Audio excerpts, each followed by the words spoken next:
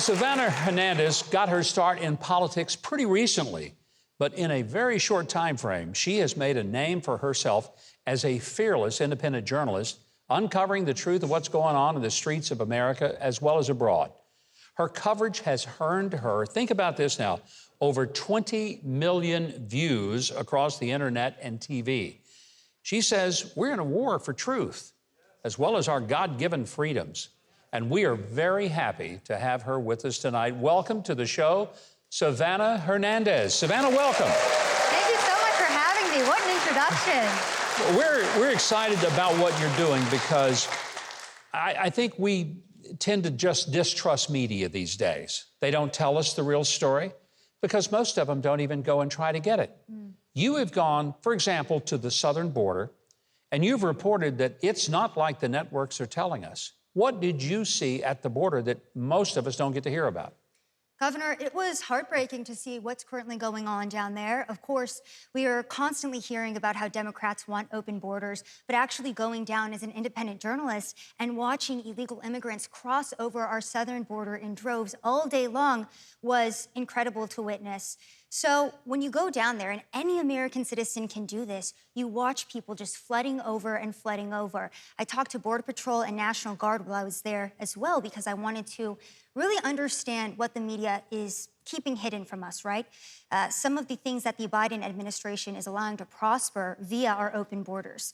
For example, in 2021, we had a historic amount of Americans die from fentanyl and opioid-related deaths. We had an 800% increase in fentanyl crossing our borders. And the reason I tie in the fentanyl crisis to the open borders is because on top of the surge of illegal immigration, the cartels, the human trafficking, the children and women that are sexually assaulted at the border, we're also dealing with a huge drug crisis right now because of what the Biden administration has allowed to prosper. That ought to raise the ire of Americans, and yet a lot of people don't even know that that's really what's going on. Exactly, because the media, similar to the BLM riots, mostly peaceful per CNN, they're reporting that it's really not that big of an issue, that open borders is really loving, it's progressive, and if we really cared about other people in the world, that's what we would do, but it's the exact opposite.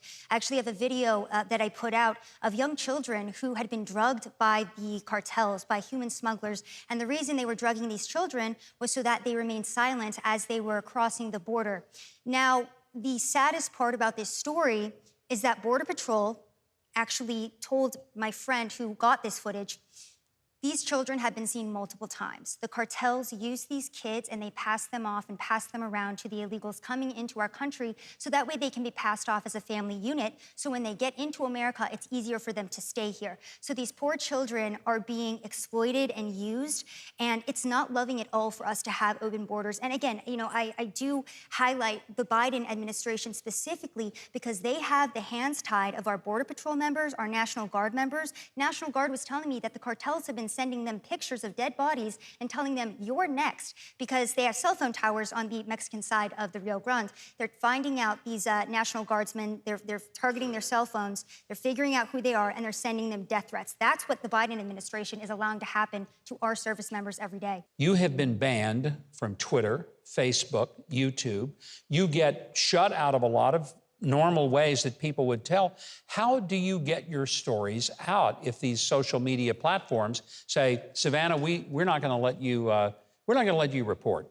I mean, it definitely is a big struggle, but lucky for me, there's platforms like Truth Social. I've been able to utilize that to get the truth out, to get my video out. I come on shows just like this one, and lucky for me, in the conservative movement, in the right wing, there are people who are still willing to highlight the truth. So I'm able to come on your show, Tucker Carlson's show, multiple people who are willing to talk about these issues and highlight the truthful reporting about what's happening on the ground. Because again, I feel like I shouldn't even be sitting in this sofa right now because I feel like a regular American girl who's going out on the streets with my iPhone and a camera and just showing people what's going on. Anybody can do what I'm doing, but for some reason, big tech is so threatened by that they've silenced me multiple times. Are you concerned for your own safety? I mean, there's obviously danger in what you do because you're exposing people who are making a lot of money because they're violating the law and they're playing these games. Does that worry you a little bit? It definitely does, but I've already gotten beaten up. I've already gotten robbed, mobbed, punched, bear maced, tear gassed. I've been through the works.